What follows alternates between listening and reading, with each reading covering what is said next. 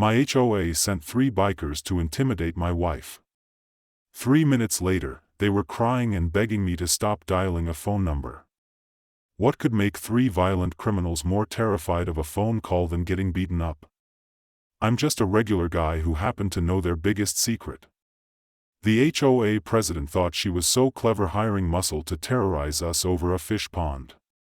She had no idea who she was messing with. Those 7 words I whispered into that phone changed everything. What happened next will make you never look at your neighbors the same way again. Comment where you're watching from. You need to hear this. Let me introduce you to the players in this suburban warfare that would change all our lives forever. I'm Jason, an insurance fraud investigator for 12 years. And honestly, I hate confrontation more than root canals.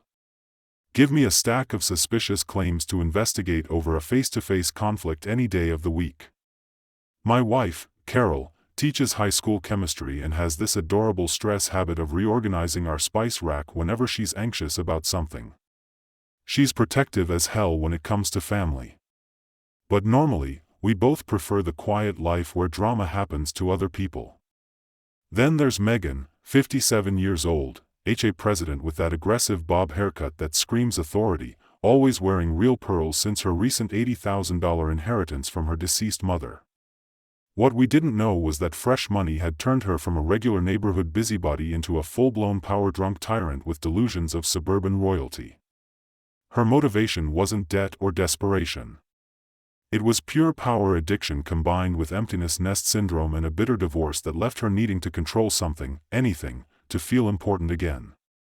The whole disaster started innocently enough, like most neighborhood wars do.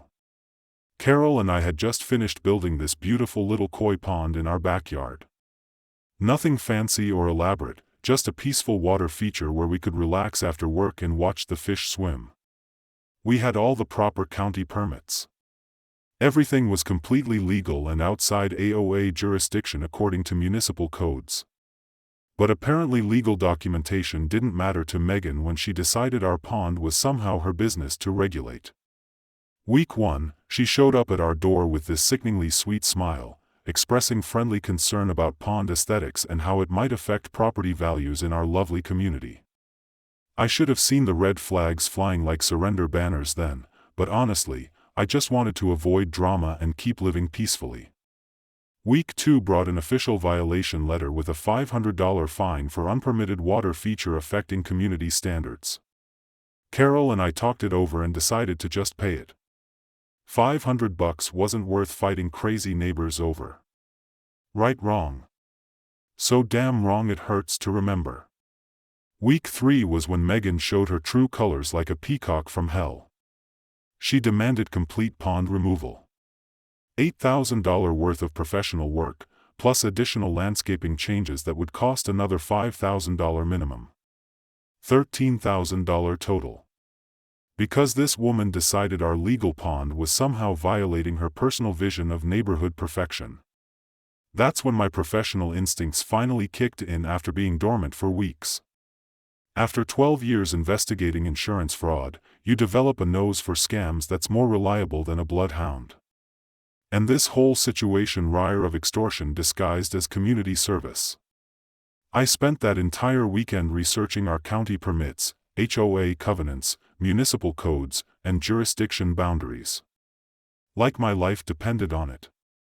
Everything confirmed what I already knew deep down.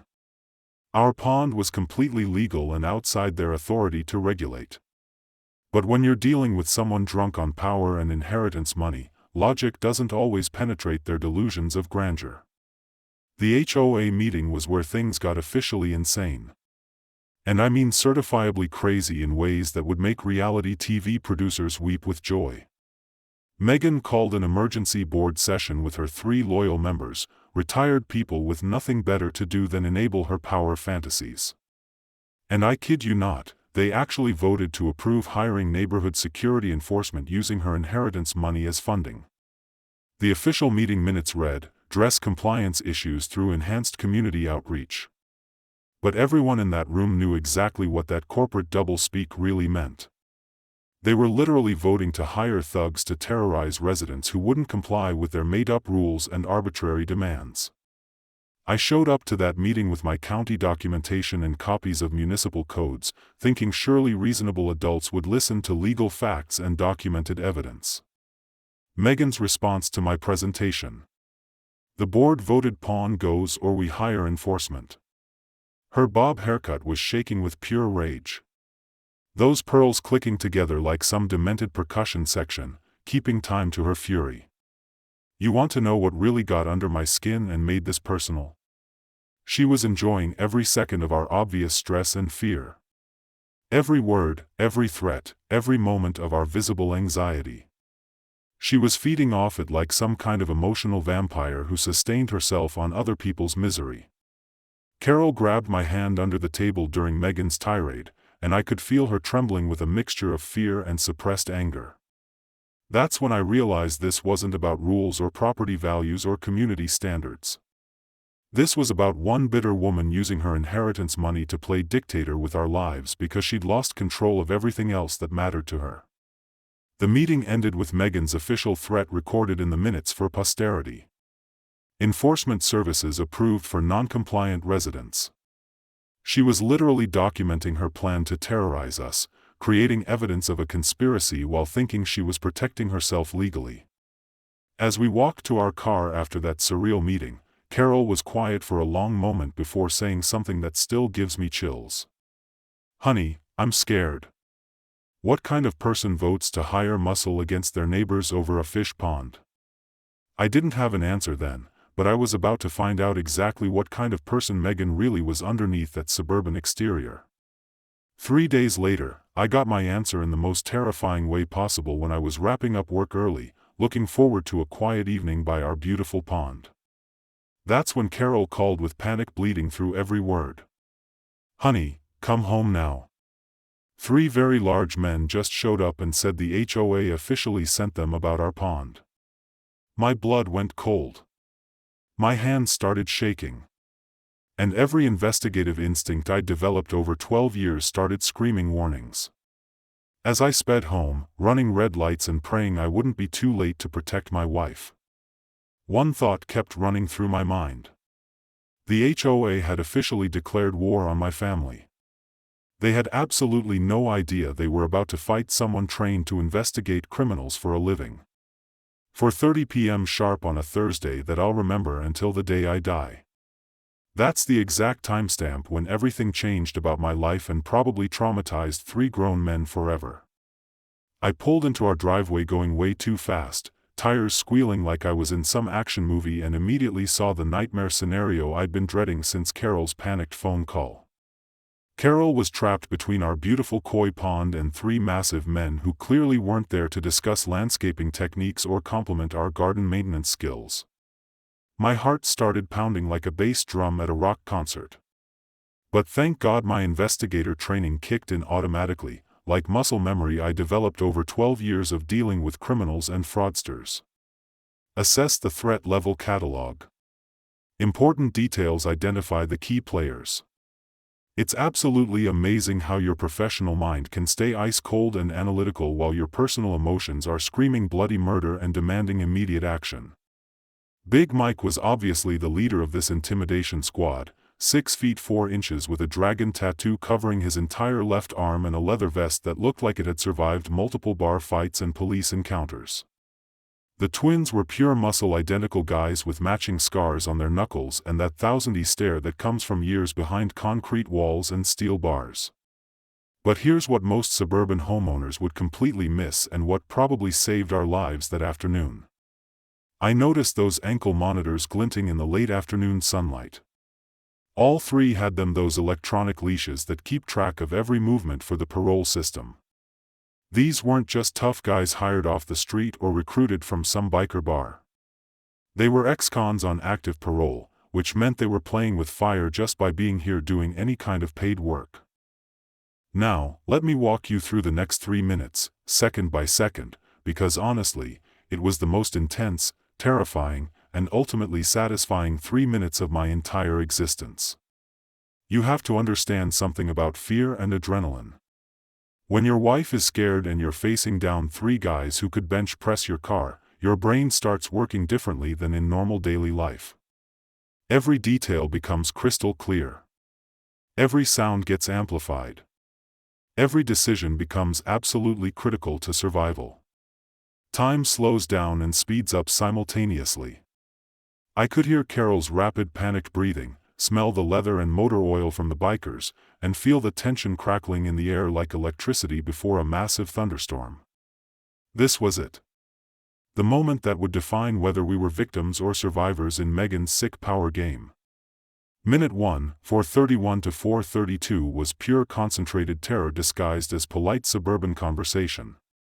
Big Mike was speaking to Carol with that fake respectful tone that predators use when they want to seem reasonable before they strike.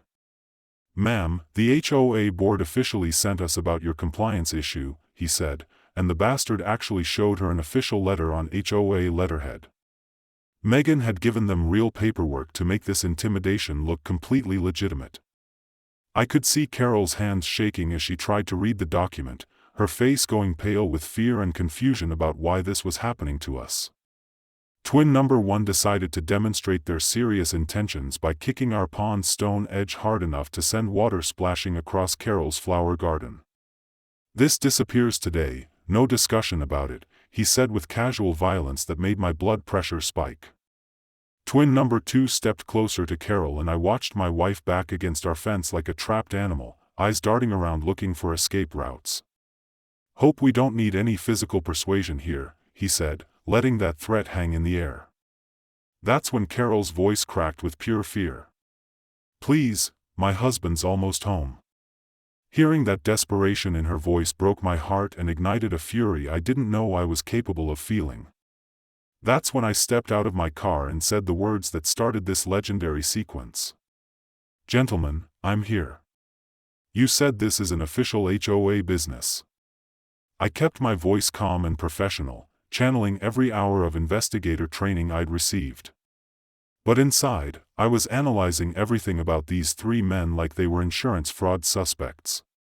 Their posture told me they were confident, but not particularly intelligent. Their casual attitude suggested they'd done this intimidation routine before and expected easy compliance from scared homeowners. But those ankle monitors were the key to everything. Parole violations are serious federal business and parolees live in constant fear of going back inside. Big Mike laughed at me, this condescending sound that made my jaw clench. "That's right, office boy. Time for compliance with HOA regulations." He had absolutely no idea who he was dealing with. An insurance fraud investigation means I spend 40 hours a week verifying people's backgrounds, checking criminal histories, and cross-referencing databases with law enforcement agencies. I recognized those ankle monitors, immediately knew those specific tattoo styles from mugshot databases, and could even read their positioning and body language patterns. These were violent offenders trying to stay clean, which meant they had everything to lose and nothing to gain from this stupid job. That's when I pulled out my phone and started the call that would change everything. Minute 2, 4:32 to 4:33 was when I started playing chess while they were still playing checkers. I started dialing slowly, deliberately, letting them see exactly what I was doing and building their anxiety with every number I pressed. "Probation Department, this is Jason Williams, and I need to report active parole violations currently in progress at my residential address." The change in Big Mike's expression was instant and beautiful. All that swagger, all that confident intimidation just melted away like ice cream on hot asphalt. These guys knew exactly what a parole violation meant. Automatic return to prison, no questions asked, no appeals process, no second chances. Their absolute worst nightmare was a single phone call to the right government office. And they were watching me make that exact call in real time while they stood there powerless to stop it. "Wait a minute," Big Mike said, and I could hear real panic creeping into his voice for the first time. "Who the hell are you calling right now?" But I was just getting started, because insurance investigators don't bluff about anything. We follow through on absolutely everything we threaten to do. Mine at 3, 4:33 to 4:34 was pure magic, the kind of moment that makes all the stress and fear worth every second. I continued speaking into the phone, making sure they could hear every single word I was saying to their probation department. Subject: Michael Torres, parole number 4, 7291, currently engaged in intimidation for hire at residential address, 1247 Maple Street. Big Mike went completely white. "Stop. Don't say my name to them," he screamed. But I kept going because seeing 3 grown men who had been terrorizing my wife suddenly realized they were screwed was the most satisfying moment of my career. Subjects are threatening the homeowner and spouse regarding property modifications. A clear violation of employment restrictions for parolees, I continued. And that's when all 3 of them dropped to their knees like they'd been shot. Not just bent over, not just back down, full-on kneeling like they were praying for divine intervention. "Please stop talking. We'll leave right now." Big Mike was sobbing like a child caught stealing. "I got 4 months left on parole. Please hang up that phone." The twins were both crying identical tears. "Our probation officer will violate us straight back to prison. Lady Megan lied to us. She said you were just some nobody office worker." They were begging, pleading, promising anything if I would just stop that phone call. 3 men who outweighed me by 200 pounds combined, reduced to tears by a government conversation. I let them suffer for 30 more seconds, watching them gravel before finally hanging up. "Gentlemen, you're all on parole for violent crimes. Working for money violates your release terms in 15 different ways. I investigate fraud for a living. Background checks and criminal verification are my bread and butter. Next time someone offers you easy money to intimidate suburban families, maybe ask a few more questions about who you're targeting first." The aftermath was almost as satisfying as the beginning scene itself. Big Mike tried to start his motorcycle with hands shaking so badly that he flooded the engine twice and had to kickstart it 4 times while cursing. The twins had to push start him down our street while he continued blubbering apologies and promises never to return. Carol was still gripping our fence post legs, shaking from pure adrenaline, staring at me like she'd never seen me before. "You were really calling their probation officers," she whispered in complete awe. "Insurance fraud investigation teaches you to verify everything about everyone," I said, trying to sound casual while my heart still raced. Our neighbor across the street was peeking through her curtains, jaw dropped at the spectacle. Within an hour, word had spread through the entire neighborhood. Jason made 3 bikers cry with a single phone call. But this victory was just the opening move in a much bigger, more dangerous game that Megan was determined to play until one of us was completely destroyed. 10 minutes after the bikers fled like scared children, my phone rang with glass-shattering volume. Megan's voice was shrill enough to make dogs howl 3 blocks away. "You destroyed my enforcement team," she screamed, and I could practically visualize her bob haircut quivering with pure rage. "Your enforcement team just violated federal parole conditions?" I replied as calmly as I could manage. "Want me to call the FBI about conspiracy to violate parole terms, too?" The line went dead immediately. Megan had just learned that her hired muscle was completely useless against someone who understood the legal system better than she did. But knowing her vindictive personality, her next move would be even more vicious and personal than sending thugs to our house. The real war was just beginning, and she had no idea what kind of monster she'd awakened. Let me tell you about Megan's next level of pure evil. Because what she did after the biker failure was so vindictive and calculated that it still makes my blood boil every time I think about it. See, when a power-drunk Karen gets humiliated like that, they don't retreat with their tail between their legs. They escalate in ways designed to hurt you where it matters most to your actual life.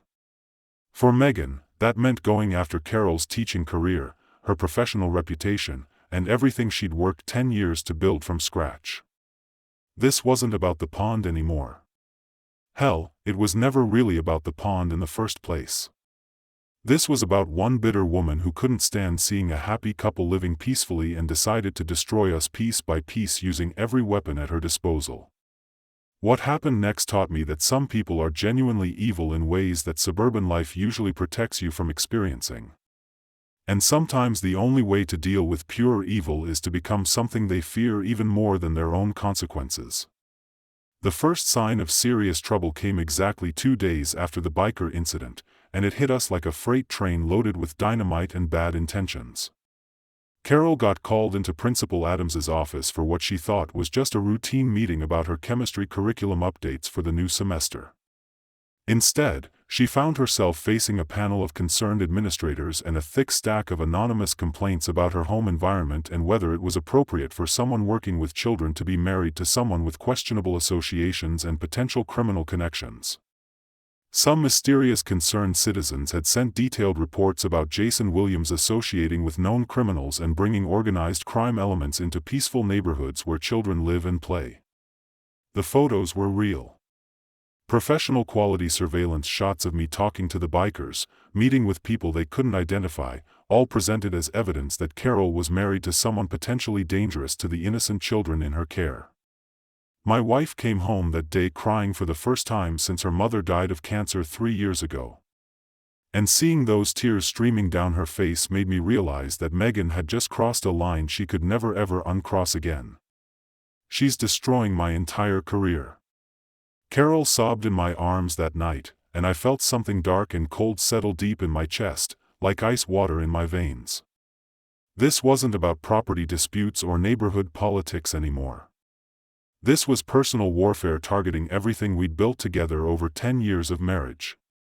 The school board put Carol on administrative leave, pending a full investigation, which meant no paycheck, no students she loved teaching, and her professional reputation hanging by the thinnest possible thread because some bitter Karen couldn't handle losing an argument about a fish pond. I held my wife while she cried and made a promise to myself that I was going to end Megan's reign of terror completely, no matter what resources I had to use or what lines I had to cross to protect my family. The anxiety-ridden investigator who just wanted to avoid confrontation was officially dead and buried 6 feet under. What emerged from that moment was something much more dangerous. A man with nothing left to lose, professional skills that could destroy someone's entire life, and a burning desire for absolute justice. That's when my protective instincts completely overrode every cautious bone in my body. And I started treating this situation like what it really was, a major fraud case with personal vendetta attached and federal implications that could send people to prison. I activated every resource I had access to through my insurance work cross-reference databases I'd been using for over a decade and began building a comprehensive case against Megan like she was a $1 million insurance scammer trying to defraud my company. What I found in those first 24 hours of serious focused investigation made my stomach turn with disgust and my professional mind raced with possibilities for complete destruction. Property records showed that Megan had been systematically targeting families across 3 different neighborhoods using identical tactics over the past 2 years. Fabricated violations, escalating fines, intimidation campaigns designed to force people to sell their homes below market value, so her consulting company could acquire properties cheaply. This wasn't random Karen behavior or power trip nonsense. This was an organized, methodical, and absolutely criminal enterprise disguised as community management. She'd perfected a system for terrorizing homeowners, and we were just her latest victims in a much larger pattern of abuse that extended far beyond our quiet street. The scope was breathtaking and absolutely infuriating when I realized how many families had suffered while Megan built her little empire of fear and control. But here's where things get really interesting and why you should never underestimate the power of a really observant secretary who knows where all the bodies are buried in office politics. Sophie Wilson worked as Megan's administrative assistant, a fresh college graduate with crushing student loans who desperately needed the job experience for her resume and future career prospects. She'd been watching Megan's increasingly erratic and vindictive behavior with growing alarm and professional concern, especially after the biker incident when Megan came into the office screaming about incompetent enforcement personnel and escalating community resistance that needed to be crushed immediately. Sophie had started secretly recording conversations and copying documents, not because she wanted to be some kind of heroic whistleblower fighting corruption, but because she could see the writing on the wall clearly and needed evidence to protect herself when everything eventually exploded into chaos. Smart girl Sophie.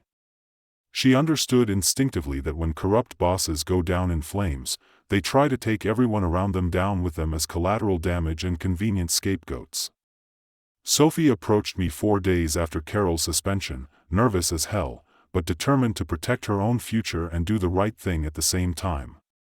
"Mr. Jason, I think you need to know that Mrs. Megan has been planning what she calls systematic pressure campaigns against residents who don't comply with her directives and community standards." She handed me a flash drive containing audio recordings, email printouts, and financial documents that made my investigators' hearts sing with pure professional joy and anticipation. Here was evidence of everything we needed.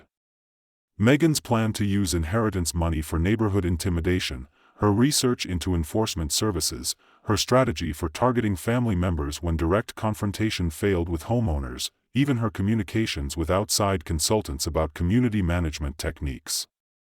But the real bombshell, the thing that changed everything I thought I knew about our situation, was what Sophie had discovered about community management solutions.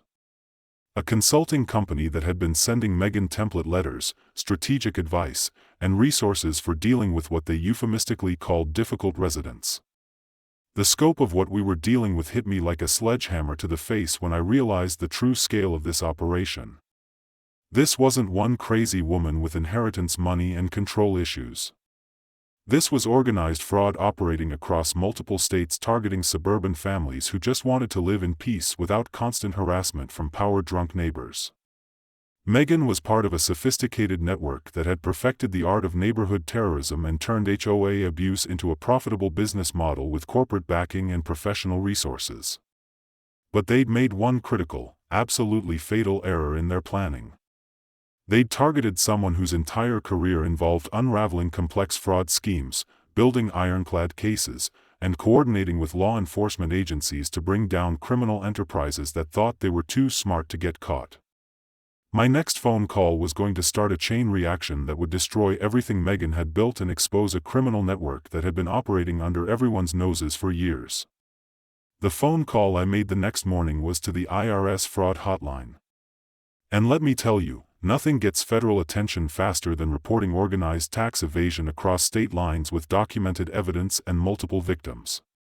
I spent 3 hours on the phone with Agent Rebecca Brown, no relation to Sophie, just one of those strange coincidences that make life interesting, walking through every piece of evidence Sophie had provided and explaining the scope of what we'd uncovered about this criminal network. "Mr. Williams," Agent Brown said after reviewing my preliminary report, "what you're describing sounds like organized racketeering disguised as property management services. We're going to need you to document everything thoroughly and prepare for a comprehensive federal investigation."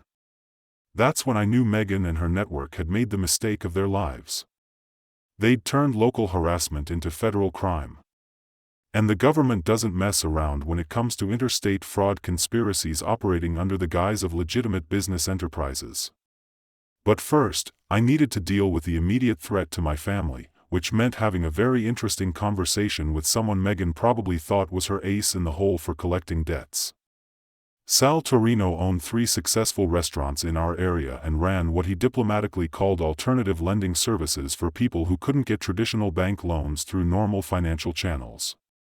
He was a completely legitimate businessman who also happened to be the person Megan owed $35,000 to for services she couldn't pay for anymore after spending her inheritance on failed intimidation campaigns. I approached S not as someone looking for muscle or intimidation tactics, but as a fellow professional who understood that business problems require business solutions with proper documentation and legal oversight. Our meeting was at his flagship restaurant during the busy lunch rush, surrounded by families enjoying perfectly normal Italian food while we discussed the decidedly abnormal situation Megan had created for all of us through her increasingly criminal behavior. Jason S. said after I explained our situation completely and showed him Sophie's evidence, "Your neighbor lady borrowed money for what she called community improvement projects. What she actually spent it on was hiring questionable people to harass families over property disputes that had nothing to do with legitimate community concerns." And he showed me loan documents, payment records, and default notices that painted a crystal-clear picture of Megan's financial desperation and escalating debt problems that were driving her increasingly erratic behavior. She owes me $35,000 principal plus accumulated interest and late fees. And she's been dodging my calls for 3 months now. That's very bad for my business reputation. And in my line of work, reputation is absolutely everything that matters. S wasn't threatening me or asking for anything illegal. He was simply explaining that Megan had created serious problems for multiple people, and those problems needed professional solutions that protected everyone involved while recovering legitimate debts. His offer was straightforward and completely reasonable from a business perspective. Help him collect what was legitimately owed through legal channels and proper documentation, and he'd provide business support for dealing with Megan's ongoing harassment campaign against our family and neighbors. The alliance made perfect sense from a practical standpoint, even though Carol was initially horrified at the idea of working with someone who operated in Megan's complicated financial world. "Honey, we're not talking about anything illegal here," I explained to her that evening while she stress reorganized our spice rack for the 3rd time that week. "This is about combining resources to solve a problem that affects both our families and the entire neighborhood community." Carol's transformation from anxious victim to determined fighter was absolutely beautiful to watch unfold over those difficult days. "If it helps other families and gets my job back, I'm completely in," she said with steel in her voice that I'd never heard before. "But we do everything legal, everything documented, and everything designed to protect innocent people from what Megan's been doing to everyone." Meanwhile, Megan was escalating her psychological warfare campaign in ways that showed just how desperate and completely unhinged she'd become since losing control of her intimidation tactics. She hired a private investigator to follow me around and photograph every conversation I had with anyone building what she thought was ironclad evidence of criminal associations and organized crime connections. The irony was absolutely delicious. She was spending even more of her inheritance money to document perfectly legal business meetings while owing thousands of dollars to legitimate creditors for services already rendered. Her surveillance photos actually helped my case because they showed me conducting normal business activities in public places while she was clearly engaged in stalking and harassment that violated multiple privacy laws. But Megan's master stroke of stupidity was filing restraining orders against 8 different neighborhood families, simultaneously claiming we were all part of a conspiracy to harass the HOA board and its legitimate authority. She used a fake legal firm she'd created herself, complete with official letterhead and professional-looking documents, not realizing that creating fraudulent legal documents is a serious federal crime that investigators absolutely love prosecuting to the full extent of the law. The community reaction to Megan's mass restraining order strategy was exactly what you'd expect from confused and frightened families. Panic, confusion, and growing anger that she was weaponizing the legal system against neighbors who just wanted to live in peace. Some neighbors actually started blaming me for bringing all this drama to our previously quiet street, which was exactly what Megan had planned with her divide and conquer strategy. Turn everyone against each other, make the victims fight among themselves while the real criminal operates freely behind the scenes. Classic manipulation tactics that work beautifully until someone with investigative training recognizes the pattern and starts building a comprehensive case.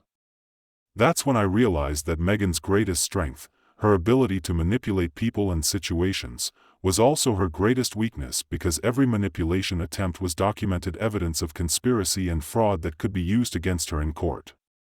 Sophie's role became absolutely crucial during this phase because she had direct access to Megan's communications with community management solutions and could provide real-time intelligence about their next moves and strategic planning. "They're planning something big," Sophie warned me during one of our carefully arranged coffee meetings at a location far from Megan's surveillance network. Megan's been on conference calls with regional coordinators discussing escalation protocols for resistant communities that don't respond to standard pressure techniques. The recording Sophie provided revealed the true scope of their operation. They weren't just stealing from individual HOAs.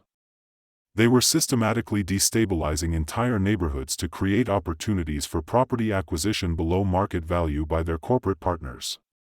Federal involvement accelerated everything because Agent Brown's team was already investigating community management solutions for tax evasion and interstate fraud as part of a larger organized crime task force. My evidence package became part of a much larger case that involved racketeering charges, conspiracy across state lines, and an organized criminal enterprise that had been operating for years. Within 2 weeks, we had federal protection as witnesses in an ongoing investigation, which meant Megan's restraining orders were automatically voided, and her harassment campaign was officially documented as criminal retaliation against federal witnesses. The tables had completely turned. Instead of us being victims of her system, she was now the target of a federal investigation with resources she couldn't fight or buy her way out of with inheritance money. The emergency neighborhood meeting was scheduled for Saturday, and I knew it would either unite our community against Megan's tyranny or destroy any chance we had of living peacefully together. Everything was riding on that one meeting. Saturday morning arrived like Judgment Day, and I woke up knowing that the next few hours would determine whether our neighborhood survived Megan's reign of terror or descended into permanent chaos, where nobody felt safe in their own homes. The emergency community meeting was scheduled for 10 a.m. at the community center, and every single family had been personally invited by Megan herself to witness what she promised would be the final resolution of the criminal element that has invaded our peaceful community. She had no idea that her final resolution was about to become her complete and utter destruction in front of everyone she'd been trying to impress and control. I spent that morning organizing my evidence files, practicing my presentation, and trying to calm my nerves while Carol made coffee with hands that still shook whenever she thought about losing her teaching career. The community center was packed when we arrived. Tension so thick you could cut it with a knife and serve it for breakfast. Every neighbor was there, some supporting Megan out of fear, others quietly supporting us, but most just confused and scared about what was happening to their previously peaceful street. Megan had arrived early and set up a professional presentation complete with a rented projector, printed materials, and that confident demeanor that comes from believing you hold all the winning cards. She'd even brought what she claimed was her legal representative on speakerphone, though I suspected we were about to find out exactly how legitimate that representation really was. Her opening statement was delivered with the theatrical flair of someone who thought the rich were starring in their own personal drama. Ladies and gentlemen, we're here to address the criminal element that Jason Williams has brought into our community. Her evidence presentation was actually impressive in its scope and attention to detail. I'll give her that much credit. Professional quality surveillance photos of me meeting with various people she couldn't identify, documentation of the biker incident presented as proof of criminal associations, even financial records she'd somehow obtained showing unusual activity in our household accounts. This man, she said, pointing dramatically at me like a prosecutor in a murder trial, has brought organized crime to our neighborhood and threatened the safety of every family here. The crowd reaction was exactly what she'd hoped for. Worried murmurs, concerned glances in my direction, parents instinctively moving closer to their children. For a moment, I thought she might actually win this battle through pure manipulation and fear-mongering. That's when I stood up and asked the question that would change everything. Megan, before we continue, why don't we call your legal representative live so everyone can hear their professional opinion? The color drained from her face instantly, but she couldn't back down without looking suspicious. Of course, she said, trying to maintain her composure while her voice cracked slightly. Johnson Law Associates, you're on speaker with the community. I pulled out my phone and dialed the number on her letterhead while the entire room listened in absolute silence. The phone rang twice before a familiar voice answered in a fake professional tone. Johnson Law Associates, how can I help you today? It was Megan's own voice, slightly disguised, but unmistakably hers to anyone who had been listening to her speak for the past hour. The reaction was instantaneous and beautiful. Gasps echoed through the room, nervous laughter from some families, and confused whispers as people realized they just witnessed Megan answer her own fake law firm's phone number. Technical error, she shouted, scrambling to end the call, while her face turned redder than a stop sign. Someone must have hacked my phone system, but the damage was done. Everyone had heard her answer that phone in a fake voice, and the credibility she'd built over months of careful manipulation crumbled in seconds. That's when Sophie Wilson stood up from the back of the room, walked to the front with a folder full of documents, and said the words that would destroy Megan completely. "I have recordings of everything Mrs. Megan has done, and I think everyone needs to hear the truth about what's been happening in our community." Sophie's audio evidence was devastating in its clarity and scope. Megan's voice planning the biker intimidation. "I don't care what it costs. I want them gone from this neighborhood." Financial discussions about using HOA funds for personal revenge projects. "These people need to learn that I'm in charge here." Strategic planning sessions with community management solutions. "We need to destabilize resistant families until they have no choice but to sell and leave." Email chains discussing property acquisition opportunities created by forced sales below market value. The crowd listened in stunned silence as month after month of criminal conspiracy played through the community center speakers, documenting everything from embezzlement to extortion to organized harassment campaigns. But wait, it gets better. The financial documents Sophie provided showed exactly where all that missing HOA money had gone over the past 18 months. $65,000 transferred from community accounts to various shell companies, security consulting, legal services, community improvement, all registered to post office boxes and fake addresses that traced back to Megan's personal network.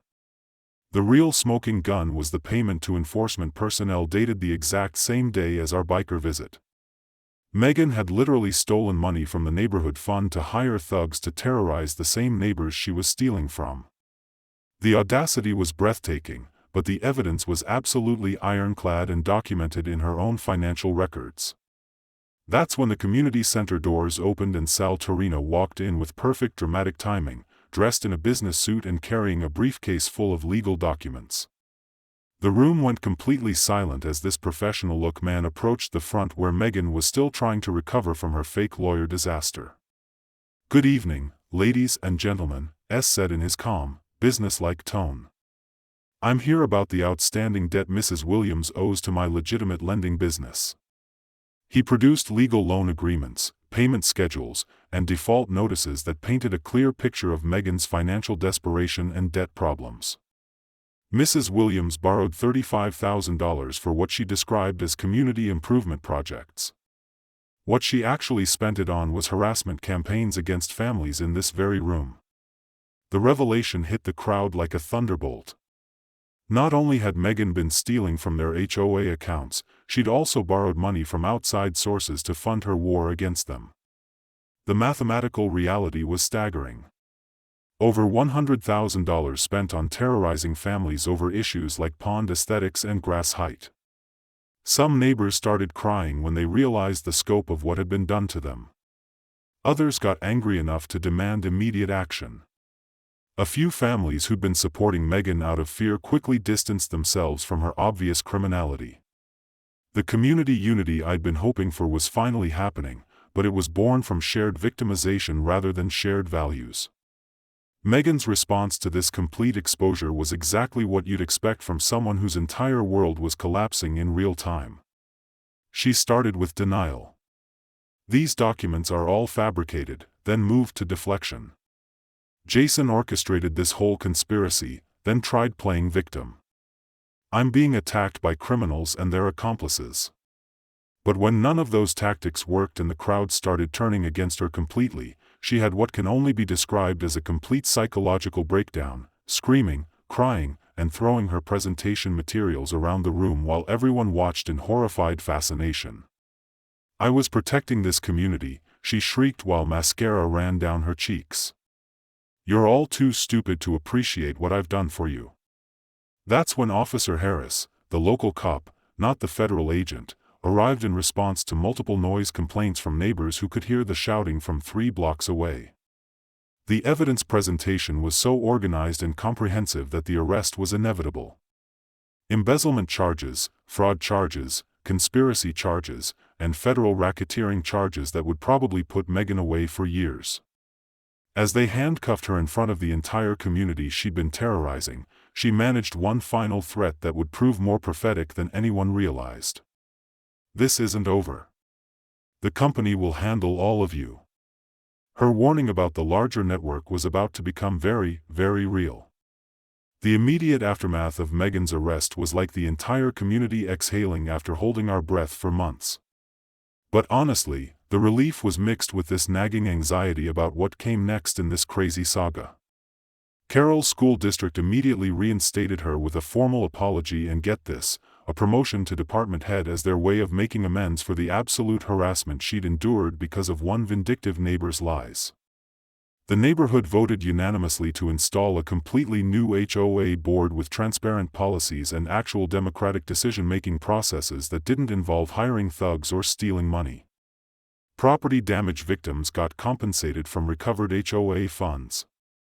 And for the first time in months, families felt safe walking around their own neighborhood without fear of arbitrary fines or intimidation tactics from power-drunk board members. But you know what? Megan's final threat about the company wasn't just the desperate ranting of a defeated Karen. It was a legitimate warning about community management solutions and their network of corrupt HOA operations across multiple states that we were about to discover firsthand. Within a week of her arrest, we started noticing black SUVs with tinted windows cruising slowly past our house at all hours like something out of a spy movie. Professional-looking people taking photographs of our property from the street and anonymous phone calls to both our workplaces, asking detailed questions about our recent activities and associations with criminal elements. Corporate retaliation had begun with sophisticated intimidation tactics that made Megan's amateur hour look like child's play in comparison to what real criminals could accomplish. That's when Agent Brown contacted me with information that completely changed everything I thought I knew about Sal Torino and his role in this entire situation we'd been navigating. "Mr. Williams, I need to inform you that Mr. Torino has been working as a federal informant in our investigation of community management solutions for the past 18 months, she explained during a secure phone call that made my head spin with implications I hadn't seen coming. His lending business has been used as a way to track their financial operations and document their criminal activities across multiple jurisdictions. The man I'd thought was just a local businessman trying to collect legitimate debts was actually an undercover federal asset who had been building cases against Megan's network long before we ever built our koi pond or got involved in this mess. Sal's been documenting everything systematically. Loan applications, spending patterns, communications with network coordinators, even recordings of planning sessions where they discuss target communities and property acquisition strategies." Agent Brown continued, and I felt like my entire understanding of reality was shifting beneath my feet. "Your evidence from Sophie Wilson, combined with SA's financial intelligence, has given us everything we need to prosecute this organization under federal racketeering statutes." The scope of the investigation was absolutely staggering when she explained it fully. Community Management Solutions had been operating in 47 neighborhoods across 8 states, systematically embezzling from HOA accounts while driving down property values so their partners could acquire homes below market rates for massive profits. Total estimated theft was over $15 million, affecting thousands of families who had no idea they were victims of organized crime disguised as legitimate community management services. My role evolved from neighborhood victim to key federal witness as the investigation expanded beyond anything I'd imagined possible. The consulting business I'd started to help other communities fight HOA corruption became an official resource for the federal task force, with Agent Brown referring victims to my services while building their criminal cases. Within 6 months, I'd helped 8 neighborhoods document and prosecute corrupt boards, recovering over $2 million in stolen funds and sending dozens of criminals to federal prison where they belonged. But honestly, the personal satisfaction of watching Megan adapt to prison life was almost as rewarding as the professional success of helping other families. According to her cellmate's interview with a local reporter doing a follow-up story, Megan spent her first week behind bars trying to organize an inmate improvement committee to address what she saw as substandard living conditions in the correctional facility. The other prisoners found this absolutely hilarious and promptly informed her that she wasn't in charge of anything anymore, least of all them and their daily routines. Her daily routine apparently included writing detailed violation reports about prison conditions, food quality, recreational facilities, commissary prices, and submitting them to guards who threw them directly into the trash without reading a single word. When the prison psychologist interviewed her for mandatory evaluation purposes, Megan showed absolutely no remorse for her crimes and continued blaming everyone else for the consequences of her own criminal behavior. "I was protecting community standards and property values," she insisted according to the official report. "These people were destroying everything I worked to build." The delusion was complete and probably permanent. Even facing years in federal prison, she couldn't acknowledge that terrorizing families over fish ponds wasn't legitimate community service, but organized criminal activity. The community transformation over the following months was remarkable to witness and be part of every day. Property values increased by 30% after the corruption was removed and people felt safe investing in their homes again without fear of arbitrary harassment. New families started moving to our neighborhood specifically because word had spread through real estate networks that we'd successfully defeated HOA corruption and established transparent democratic governance that actually served residents instead of exploiting them.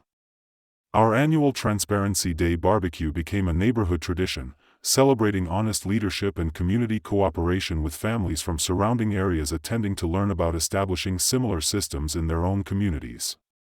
Sal's restaurants thrived after the federal investigation concluded his reputation enhanced rather than damaged by his cooperation with law enforcement and his crucial role in exposing organized crime operations. He recovered his debt from Megan's liquidated assets and became a respected member of the business community, no longer needing to operate alternative lending services since his restaurants provided sufficient legitimate income. Our professional relationship continued as he occasionally consulted on insurance fraud cases where his knowledge of criminal financial networks proved invaluable to federal investigations. The federal case against Community Management Solutions concluded with 8 executive arrests, $50 million in restitution to victims across multiple states, and prison sentences ranging from 5 to 15 years for the organizers of this criminal enterprise.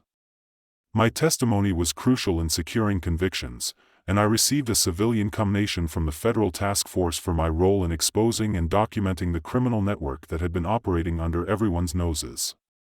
But more importantly to me personally, dozens of neighborhoods were freed from systematic harassment and financial exploitation, allowing thousands of families to live peacefully in their homes without fear of arbitrary punishment or intimidation. The personal satisfaction of seeing justice served was overwhelming. But what really mattered was the transformation in our own lives and marriage through fighting together against something genuinely evil. Carol and I had faced organized crime and one strengthening our relationship in ways that normal suburban life never could have accomplished. We'd learned that ordinary people can defeat extraordinary evil when they work together, document everything carefully, and refuse to accept abuse as normal community behavior. Our expanded pond became a symbol of resistance against tyranny. And every evening we spent watching the koi swim was a reminder that good people can defeat bad systems when they have courage and proper evidence. But even as we celebrated victory and rebuilt our community into something better, I knew that Megan's network was still operating in reduced capacity, still targeting suburban communities, still terrorizing families who just wanted to live peacefully in their homes. The emergency neighborhood meeting had been our local victory, but the larger war against organized HOA corruption was just beginning on a national scale. New case files were already stacking up on my desk from communities desperate for help, and I was ready to take this fight wherever it needed to go. Megan thought she was teaching us a lesson about power and control. But instead, she taught us how to build an empire of justice that would protect families across the entire country from criminals like her. 2 years later, as I sit by our beautiful expanded ponds, watching the koi swim peacefully in the evening light, I can honestly say that fighting Megan was the best thing that ever happened to our family and community. Carol thrived in her new position as department head, using her experience with workplace harassment to advocate for other teachers facing similar situations. Our neighborhood became a model community that attracted families specifically looking for honest governance and transparent leadership. Property values continued climbing as word spread that we'd successfully defeated organized corruption and established systems that protected residents rather than exploiting them for profit. My consulting business, Truthfinder, HA Consulting, grew beyond anything I'd imagined possible when I first started helping neighbors fight corruption. The first year brought in $150,000, helping 8 different communities document and prosecute corrupt boards. But more importantly, it brought the satisfaction of watching families reclaim their homes and neighborhoods from criminal exploitation. Each case followed similar patterns: systematic embezzlement, intimidation, campaigns, property value, manipulation, all disguised as legitimate community management. The federal task force referred victims to my services while building their criminal cases, creating a perfect partnership between grassroots investigation and federal prosecution that delivered justice to communities across multiple states. But the real transformation was personal, watching Carol evolve from anxious teacher to fierce community advocate who used her classroom management skills to organize neighborhood resistance against corruption. "You know what I learned from fighting Megan?" she said one evening while we worked in her award-winning garden that had once been banned under the old regime. "Evil only wins when good people stay quiet and hope someone else will handle the problem. We have to stand up for ourselves and our neighbors, or the bullies just keep getting stronger." In her promotion to district-level curriculum coordinator gave her a platform to help other educators facing workplace harassment. And she used that position to create support networks for teachers, dealing with false accusations and reputation attacks. The network retaliation I'd been expecting finally materialized 6 months after Megan's conviction, but by then we were ready for corporate-level intimidation tactics. Black SUVs with tinted windows appeared regularly in our neighborhood. Professional investigators attempted to gather information about our activities, and anonymous lawsuits from shell companies tried to tie up my consulting business in legal expenses. But Community Management Solutions made the same mistake Megan had made. They underestimated someone whose entire career involved investigating organized crime and building bulletproof cases. Every intimidation attempt became evidence in the expanding federal investigation. Every anonymous threat was traced back to its corporate source, and every lawsuit was countered with racketeering charges that carried serious prison time. The federal case expanded to include corporate executives who thought they were insulated from prosecution by layers of shell companies and legal protection. Agent Brown's team used our evidence and SA's financial intelligence to map the entire network, identifying over 200 neighborhoods that had been systematically targeted for property manipulation schemes. The final arrests were spectacular.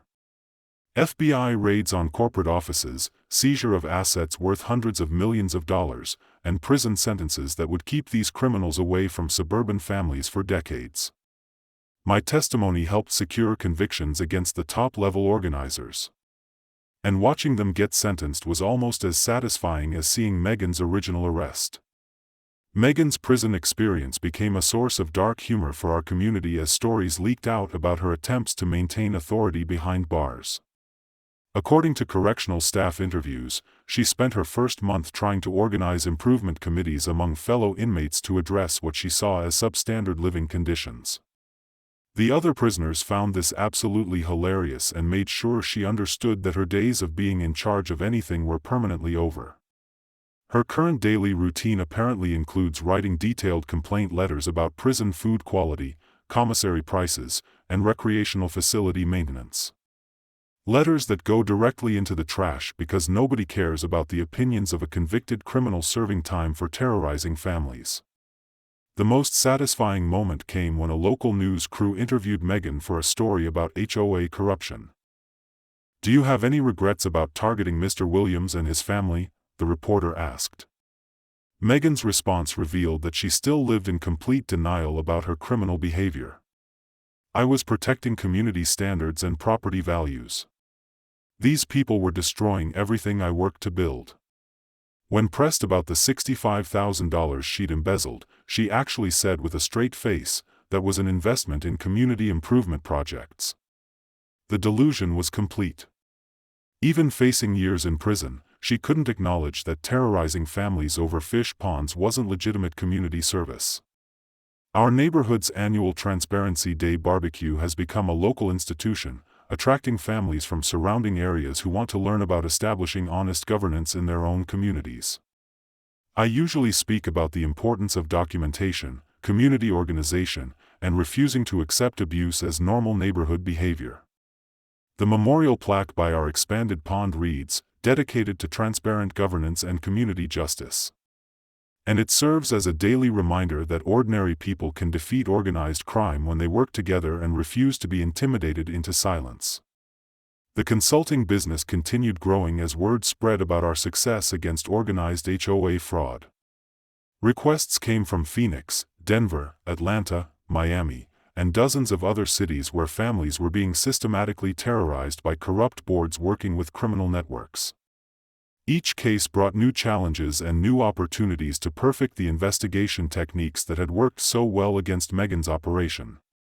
The federal task force provided resources and legal support, creating a nationwide network of investigators and prosecutors dedicated to protecting suburban families from organized exploitation. Sal's restaurants became community gathering places where neighbors could meet safely to discuss HOA issues and share information about suspicious board activities. His cooperation with federal law enforcement had enhanced his reputation rather than damaging it, and he frequently hosted informational meetings about recognizing and reporting financial fraud in community organizations. The man who started as Megan's creditor became one of our strongest allies in the fight against neighborhood corruption, proving that legitimate business people and honest families have common interests in defeating criminal enterprises. The personal growth Carol and I experienced through this ordeal strengthened our marriage in ways that normal suburban life never could have accomplished. We'd face genuine evil together and emerge victorious, creating bonds of trust and partnership that could survive anything life might throw at us in the future. Our quiet evening conversations by the pond often returned to the lessons we'd learned about standing up to bullies, protecting our community, and never accepting corruption as normal or inevitable. Think Megan's watching the news about our latest case? Carol asked one evening as we watched coverage of another corrupt HOA board member getting arrested based on our investigation techniques. I hope so, I replied, watching our koi swim peacefully in the water feature that had started this whole war. I hope she sees every family we've helped, every criminal we've exposed, and every community we've freed from the kind of terror she tried to inflict on us. The expanded pond was more beautiful than ever, surrounded by Carol's prize-winning garden and the memorial bench, where neighbors often sat to discuss community issues in the open, honest way that Megan's regime had never allowed. New families continued moving to our street specifically because they had heard about our successful resistance to corruption, creating a positive cycle that attracted honest people while deterring potential criminals. As I finished telling you, this story case files for Phoenix, Denver, and Atlanta are stacked on my desk, representing hundreds more families who need help defeating the same kind of organized harassment we'd faced. The network Megan was part of is still operating in reduced capacity, still targeting suburban communities, still terrorizing families who just want to live peacefully in their homes. But now they're facing organized resistance from investigators who understand their tactics. Prosecutors who know their legal vulnerabilities and communities that refuse to accept abuse as normal HOA behavior. The war against neighborhood corruption continues. But we've proven that ordinary families can defeat extraordinary evil when they work together, document everything, and refuse to be intimidated into silence. Megan thought she was teaching us a lesson about power and control. Instead, she taught us how to build an empire of justice that protects families across the entire country. Her inheritance money became the seed funding for a movement that has recovered millions of dollars for victims and sent dozens of criminals to federal prison where they belong. Not bad for a story that started with 3 bikers crying over a phone call about a fish pond.